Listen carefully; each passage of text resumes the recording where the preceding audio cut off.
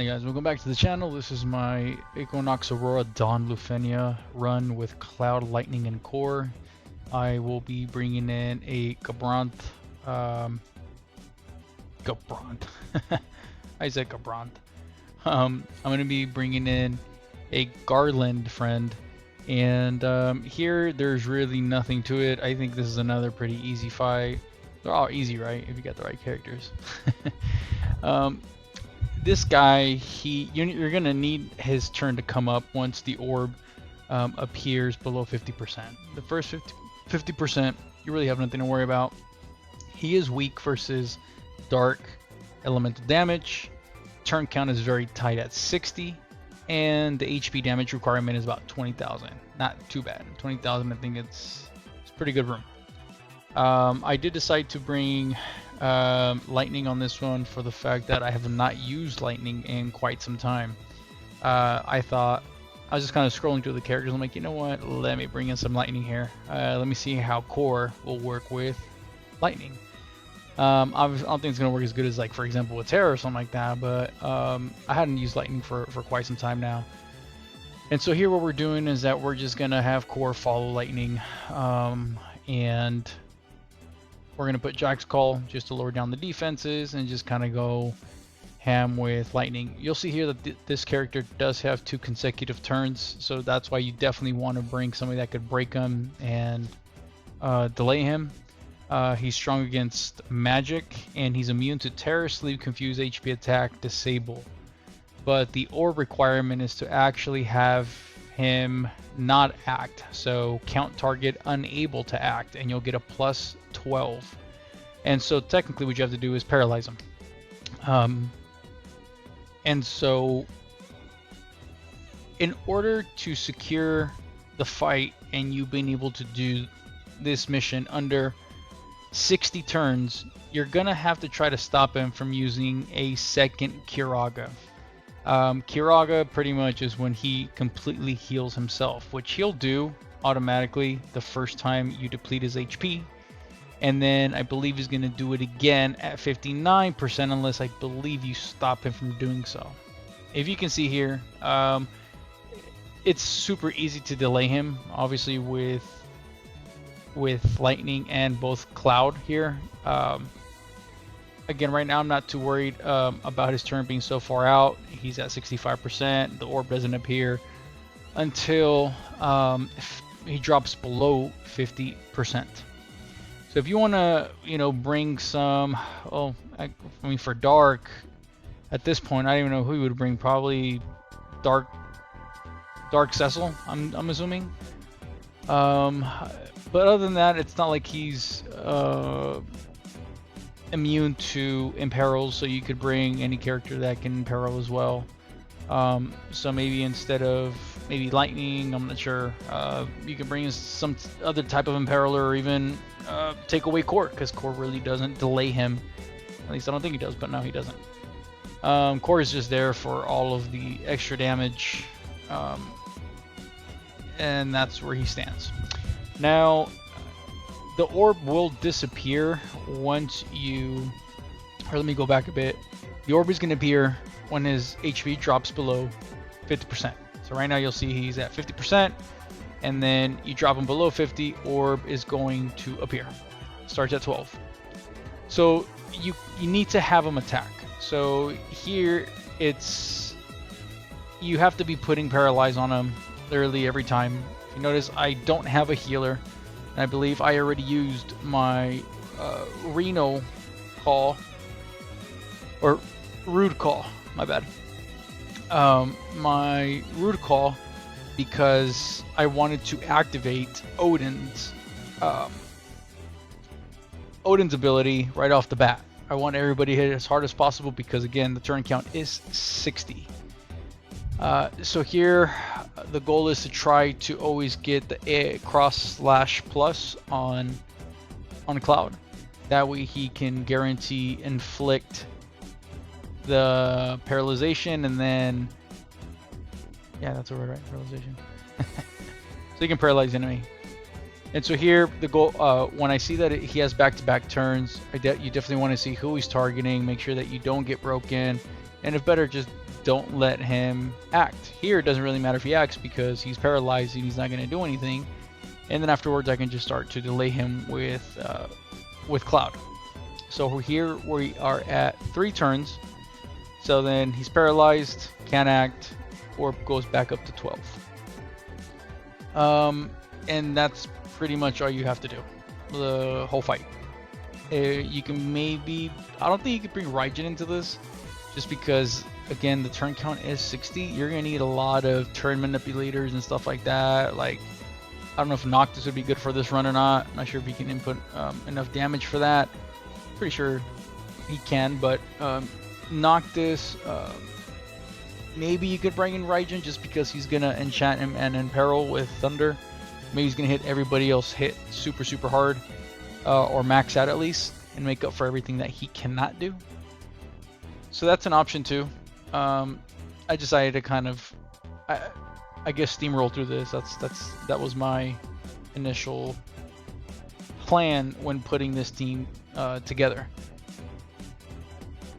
As far as here on the orb, again, I am good. If you notice, it's just a massive amount of damage.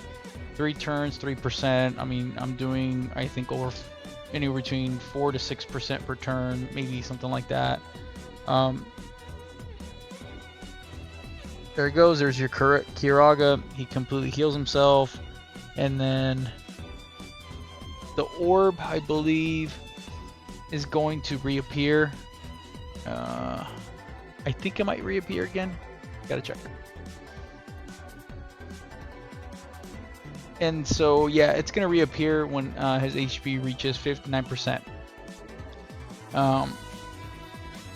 At that point, you do not want him to use Kiraga, because then what's gonna end up happening is he's gonna cure himself, and then you're not gonna be able to beat him in time.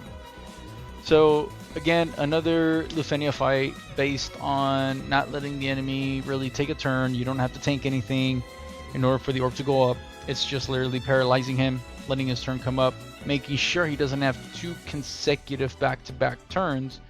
If not, then you're definitely in trouble, because in my case, since I don't have a healer, then there's no way to heal up. And I'm not going to meet the HP damage requirements, and I think he hits hard enough where I think he can one-shot you. Can't remember. I don't think I ever let him hit me. Yeah, so I'm thinking that any kind of good damage dealer that you may have, if you want to bring in Garland yourself just to keep delaying him. The only thing with Garland is that maybe if you delay him too much and then he can't get a turn, where that's more easily, I think, manageable maybe with this team. But all in all, that's all you really got to do for the entire fight. I'm not sure how Warrior of Light would do here, trying to tank things. His attacks, I believe, I can't remember all his attacks. I don't even think I let him attack, and the guys that I have don't really show the attacks that he has. But again, just don't attack.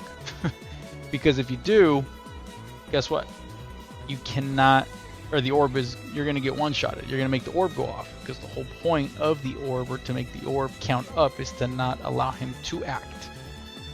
So it's that simple. So here, being that he's at 60, I think it's 8% or so, the orb is going to appear in about 5% more, so I have to try to start having his turn come up. So at this point, I think it's better to start taking it easy a bit on the delays. But as you can see, I am at 38 turns, and he still has we're a little bit over 50%. So I think we should be okay, because we still have our burst, we still have a summon, and then yeah, we should be fine. So there's the orb, drops below 59%.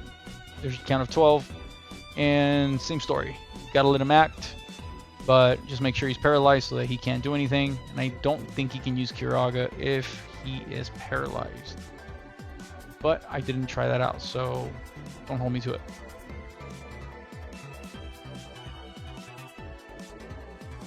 In all honesty, I think Core makes any stage where they're not resistant to melee or something like that. It's just, this guy's a beast. The amount of damage that he dishes out per fight, and then the defense that he gives you is also pretty insane.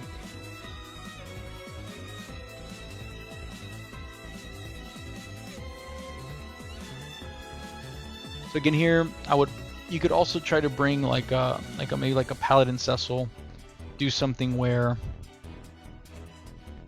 you're enchanting the party and paraling the boss, and then as far as characters that you could bring, again, it's just anybody that has, I think, paralyze. I'm not sure what else you can do in order to not allow him to act. I don't think that